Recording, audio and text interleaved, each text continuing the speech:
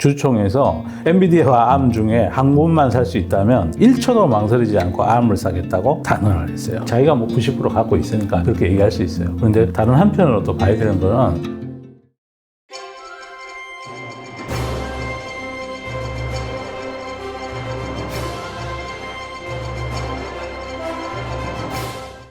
네. 안녕하십니까. 트렌드 시간입니다. 오늘은 제가 여차저차한 사정으로 월요일날 트렌드를 찍습니다. 오늘은 7월 둘째 주 월요일입니다. 자, 여기에 기사를 하나 가지고 왔습니다. 마이너스의 손 오명본나 손정희 AI 올인의 SBG 바죽지세. 그러니까 SBG는 소프트뱅크 그룹이고요. 일본에 있는 통신, 우리 SK텔레콤 같은 걸 주력을 하고 있는 회사이자, 야후에도 투자하고 지분 가지고 있고, 우리 또 라인하고 관련된 것도 야후를 통해서 지배하고 있고, 그런 IT 기업이죠. 이 기업 주가가 최근에 소프트뱅크 그룹 주가가 24년 만에 사상 최고치를 경신했대요. 소프트뱅크 최대 주주가 손정희 씨죠. 손정희 씨는 그가 이끌고 있는 비전 펀드라고, 그건 중국에 기반을 둔 펀드인데, 글로벌에 이제 벤처 투자를 주로 많이 하는데, AI 관련된 거를 놓치고 있다가, 이제 재작년부터 해서 두각을 나타내고 있어요. 그래서 소프트뱅크 그룹 요 주가는 손정희 씨 모든 그 성과를 나타내주는 지표예요. 그래서 소프트뱅크 주가가 최근 들어서 많이 오르고 있다고 하는 거예요. 24년 만에 최고치를 경신했대요. 주도주 자리에 일본 증시에서 7일자 기준으로 26일부터 8거래일 동안 연속 상승했대요. 와, 8거래일 13% 가까이 올랐어요. 지난 14일에는 종가가 11,190엔으로 마감해서 2000년 2월이 우리 IT 버블 있을 때였잖아요. 그때 우리나라의 막 통신주들도 데이콤도 16만원 가고, KT 프리텔이 막 30만원 가고, SK텔레콤이 450만원 가고, 그러던 그때예요. 그때 기록했던 최고점을 24년 만에 넘었다는 거예요. 와, 박수 칠만한 일이죠? 박수 칠만한 일. 그래서 왜 그 상승의 주된 이유가 있을 거 아니에요? 주된 이유가 산하 비전 펀드에 영국 자회사는 SBC 산하의 비전 펀드가 있고요. 비전 펀드가 영국 자회사 반도체 설계회사 ARM을 핵심 축으로 해서 AI 부분에 집중하는. 비전 펀드는 요걸 통해서 ARM을 90% 지배하고 있어요. 그래서 SBC는 최근 ARM을 주축으로 AI 사업에 집중하겠다는 구상에 열을 올리고 있다. 최근 그 주주총회를 했거든요. 소프트뱅크 그룹이 주주총회를 했는데 그때 손정희 씨가 뭐라 그랬냐면 앞으로 10년 안에 초인공지능 ASI 시장이 10년 안에 올 거다. 그래서 자기는 오직 AI 쪽에 투자를 집중하겠다. 그런데 무엇을 통해서 집중하느냐 하면 이제 ARM을 주축으로 해서 AI용 반도체 개발 이건 내년부터 이제 한다고 그래요. 별도로 데이터 센터, 로보틱스, 발전 사업으로 사업을 확대해 갈 거예요. ARM이 홀딩스니까 그 밑에 차례대로 집어넣는 거예요.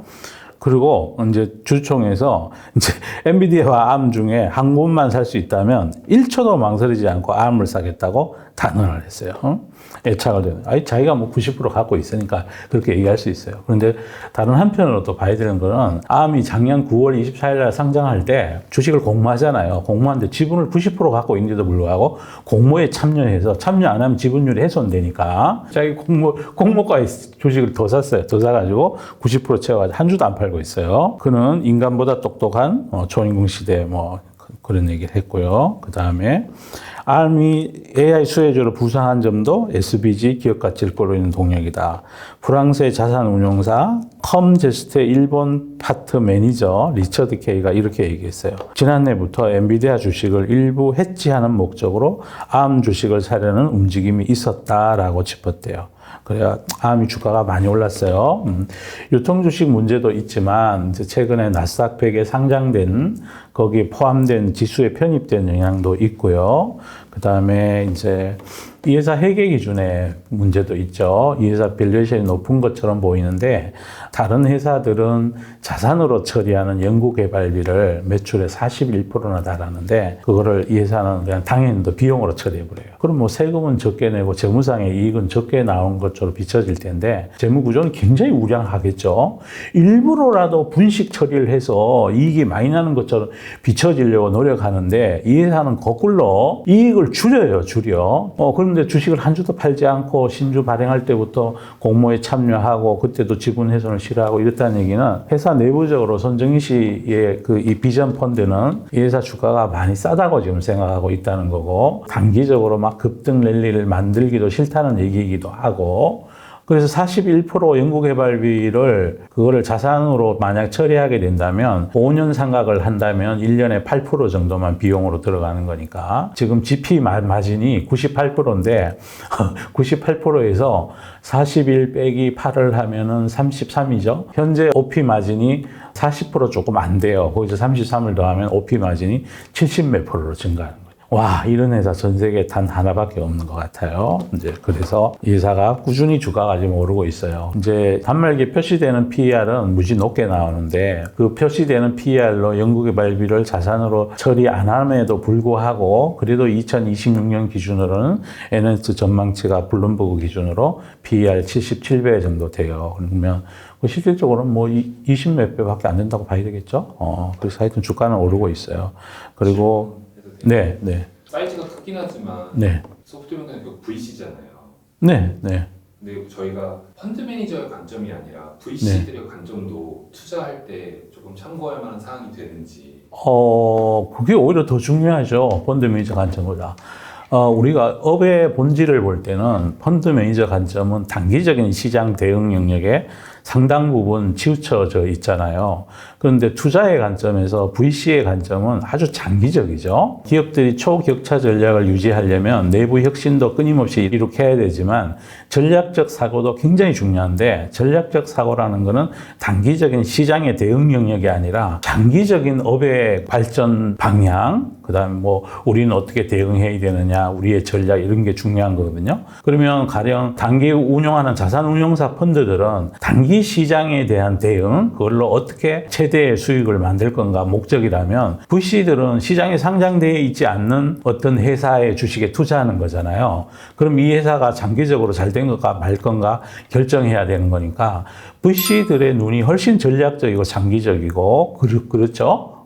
상장이라는 허들도 자기가 엑시트하려면 상장이라는 허들도 넘어야 되고 허들을 넘자면은 또 이 회사가 발전해야 되니까 그래서 VC들이 투자한 기업 뭐 10개를 투자했다 그러면 그중에 6, 7개는 망해요. 망하고 남아있는 3개, 4개가 대박을 내서 전체 포트폴리오 수익률이 연간으로 뭐 30%, 40% 가면 아주 잘했다고 박수치고 그래요.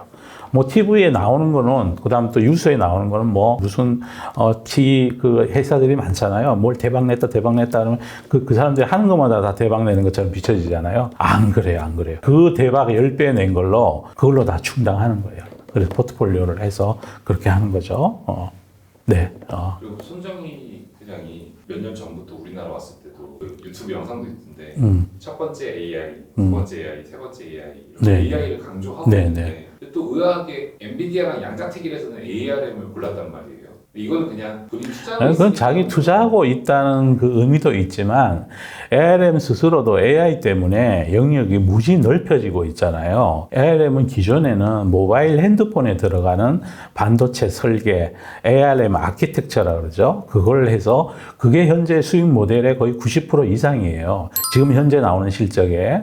근데 AI가 발전하면서 저전력이 하도가 됐죠. 이제 온 디바이스 AI, PC도 AI를 구동해야 되고 그다음 뭐 자동차도 AI가 달리고 그러면 다 이제 집에서 전력을 꽂아서 쓰는 게 아니라 들고 다니는 것들이 AI를 사용하게 되면서 반도체가 용량도 중요하지만 전기 소모를 줄이는 게 엄청 중요해졌어요. 그러면 핸드폰 기반의 반도체 설계를 이 회사가 넘버원으로 쓰이고 있는 이유도 핸드폰은 들고 다니는 거잖아요. 배터리 충전해서 하루 종일 쓰니만이 그거 중요한 게 핸드폰 안에 구동하는 그 어플리케이션 프로세서 반도체들이 얼마나 열을 많이 내고 얼마나 빨리 전력을 소진시키느냐가 중요한데 그걸 얘가 저전력으로 제일 만드니까 Arm이 전 세계 모바일 핸드폰 시장의 반도체 설계 시장의 90% 이상을 점유하고 있는 거거든요.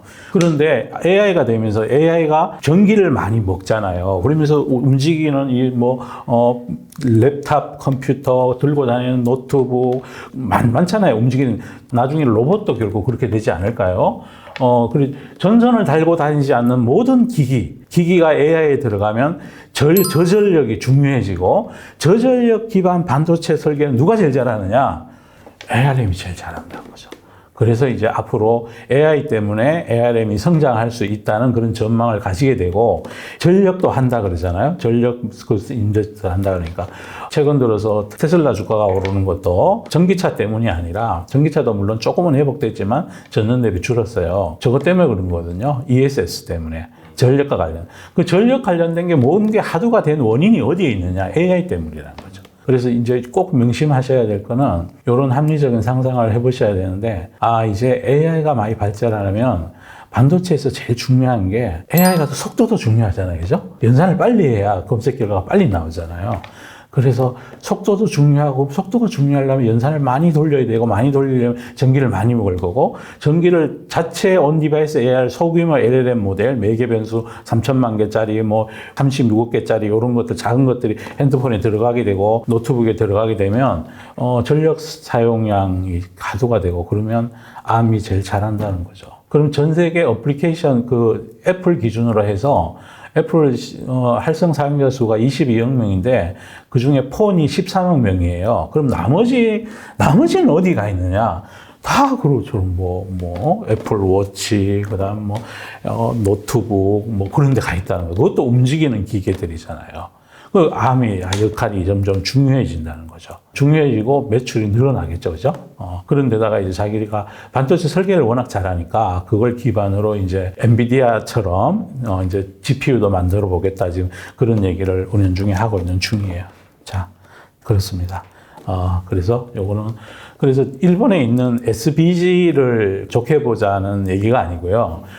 일본 요즘 환율이 심상치 않아요. 일본이 오늘 뉴스에 보니까 지난 1분기 GDP 잠정치를 마이너스 1.8에서 2.9로 정정했어요. 환율이 자꾸 올라가기 때문에 그 일본 증시에 투자하는 것보다는 오히려 장기적으로 한 시장에서 오히려 혜택을 볼 수 있는 미국 시장에 우리 관심을 두면 좋을 것 같아요. 그 여러분 세상이 빨리 바뀌어요. 빨리 바뀌고요. 잠시 하는 사이에 또 다른 기술이 와서 막 혁신하지 않는 기업들 뒤통수를 때리고 있고요. 뒷덜미를 움켜잡고 있어요.